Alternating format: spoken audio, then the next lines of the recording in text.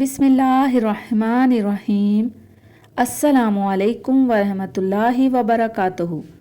پیارے دوستو، آج ہم ایک بہت ہی پیارا، بہت ہی خوبصورت واقعہ آپ کے ساتھ شیئر کرنے جا رہے ہیں۔ یہ واقعہ ہے ایک صحابی رسول کا، جو بچپن میں شدید گرمی کی شدت میں بازار میں نیلام ہونے کے لیے آئے تھے اور انہیں کسی نے خرید لیا اور اپنا غلام بنا لیا۔ یہ بہت ہی دلچسپ واقعہ سنانے سے پہلے میری ان دوستوں سے گزارش ہے جو میرا چینل فرسٹ ٹائم دیکھ رہے ہیں، چینل کو سبسکرائب کر دیں اور بیل نوٹیفیکیشن کو بھی آن کر دیں۔ ایک صحابی کا خوبصورت واقعہ۔ مدینے کا بازار تھا۔ گرمی کی شدت اتنی زیادہ تھی کہ لوگ نڈھال ہو رہے تھے۔ ایک تاجر اپنے ساتھ ایک غلام کو لیے پریشان کھڑا تھا۔ غلام جو ابھی بچہ ہی تھا، وہ بھی دھوپ میں کھڑا پسینہ پسینہ ہو رہا تھا۔ تاجر کا سارا مال اچھے داموں بک گیا تھا، بس یہ غلام ہی باقی تھا جسے خریدنے میں کوئی بھی دلچسپی نہیں دکھا رہا تھا۔ تاجر سوچ رہا تھا کہ اس غلام کو خرید کر شاید اس نے گھاٹے کا سودا کیا ہے۔ اس نے تو سوچا تھا کہ اچھا موقع ملے گا، لیکن یہاں تو اصل لاگت ملنا بھی دشوار ہو رہی تھی۔ اس نے سوچ لیا تھا کہ اب اگر یہ غلام پوری قیمت پر بھی بکا تو وہ اسے فوراً بیچ دے گا۔ مدینے کی ایک لڑکی اس غلام پر نظر پڑی تو اس نے تاجر سے پوچھا کہ یہ غلام کتنے کا بیچو گے؟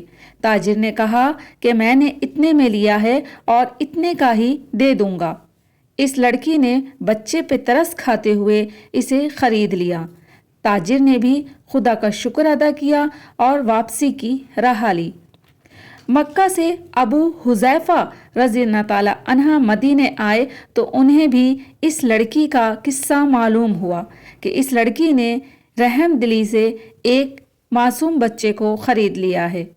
لڑکی کی رحم دلی سے متاثر ہو کر انہوں نے اس کے لیے نکاح کا پیغام بھیجا، جو قبول کر لیا گیا۔ یوں واپسی پر وہ لڑکی، جس کا نام سبیتا بنت یعار تھا، ان کی بیوی بن کر ان کے ہمراہ چل دی تھی، اور وہ غلام بھی مالکن کے ساتھ مکہ پہنچ گیا۔ ابو حذیفہ رضی اللہ تعالی عنہ مکہ آ کر اپنے پرانے دوست عثمان ابن عفان سے ملے تو انہیں کچھ بدلا ہوا پایا اور ان کے رویے میں سرد مہری محسوس کی۔ انہوں نے اپنے دوست سے استفسار کیا کہ عثمان، یہ سرد مہری کیوں کر ہے؟ تو عثمان بن عفان رضی اللہ تعالی عنہ نے جواب دیا کہ میں نے اسلام قبول کر لیا ہے اور تم ابھی تک مسلمان نہیں ہوئے، تو اب ہماری دوستی کیسے چل سکتی ہے؟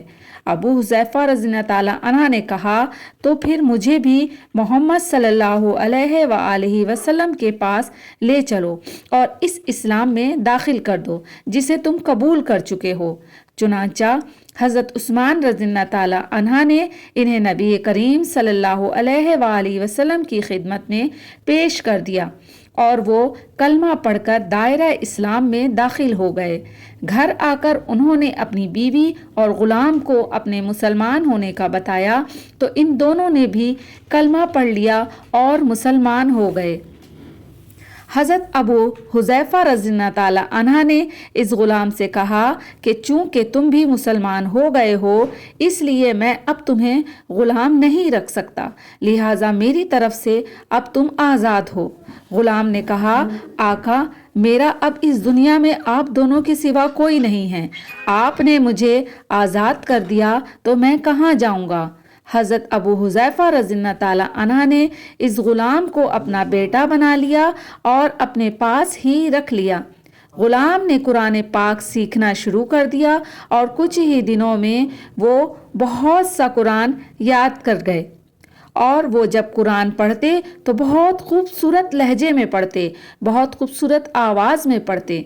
ہجرت کے وقت نبی کریم صلی اللہ علیہ وآلہ وسلم سے پہلے جن صحابہ نے مدینے کی طرف ہجرت کی، ان میں حضرت عمر رضی اللہ تعالیٰ عنہ کے ساتھ حضرت ابو حذیفہ رضی اللہ تعالیٰ عنہ اور ان کا یہ لیپالک بیٹا بھی تھا۔ مدینہ پہنچ کر جب نماز کے لیے امام مقرر کرنے کا وقت آیا تو اس غلام کی خوبصورت تلاوت اور سب سے زیادہ قرآن حفظ ہونے کی وجہ سے انہیں امام چن لیا گیا، اور ان کی امامت میں حضرت عمر رضی اللہ تعالیٰ عنہ جیسے جلیل القدر صحابی نے بھی نماز ادا کی۔ مدینے کے یہودیوں نے جب انہیں امامت کرواتے دیکھا تو حیران ہو گئے کہ یہ وہی غلام ہے جسے کوئی خریدنے کے لیے تیار نہ تھا۔ آج دیکھو کتنی عزت ملی ہے، اسے مسلمانوں کا امام بنا دیا گیا ہے۔ اللہ پاک نے انہیں خوشگلو اس قدر بنایا تھا کہ جب آیات قرآنی تلاوت فرماتے تو لوگوں پر ایک محیط طاری ہو جاتی اور راہگیر ٹھٹک کر سننے لگتے۔ ایک دفعہ ام المومنین حضرت عائشہ صدیقہ رضی اللہ تعالیٰ عنہا کو رسول اکرم صلی اللہ علیہ وآلہ وسلم کے پاس حاضر ہونے میں کچھ دیر ہوئی۔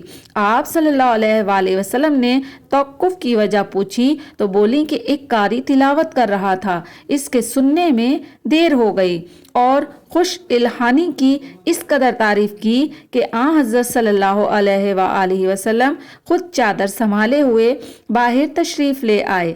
دیکھا تو وہ بیٹھے تلاوت کر رہے ہیں۔ آپ صلی اللہ علیہ وآلہ وسلم نے خوش ہو کر فرمایا، اللہ پاک کا شکر ہے کہ اس نے تمہارے جیسے شخص کو میری امت میں بنایا۔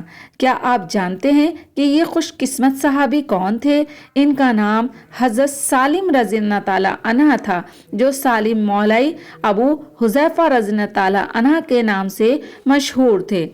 انہوں نے جنگ موطا میں جام شہادت نوش فرمائی۔ اللہ کی کروڑوں بار رحمتیں ان پر نازل ہوں۔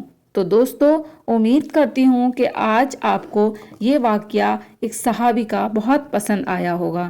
دیکھا آپ نے کہ انہوں نے کس طرح سے اسلام قبول کیا، کس طرح وہ دار اسلام میں آئے، اور کس طرح ایک غلام ہونے کے بعد انہیں اتنا بڑا صحابی بننے کا، حضرت محمد صلی اللہ علیہ وآلہ وسلم کے صحابی بننے کا درجہ ملا، اور حضرت محمد صلی اللہ علیہ وآلہ وسلم نے انہیں دعا دی، حافظ قرآن بنے، اور اتنی پیاری آواز کے ساتھ جب وہ تلاوت کرتے تو سب ان کے شیدائی ہو جاتے اور سب کچھ چھوڑ کر ان کی تلاوت میں محو ہو جاتے۔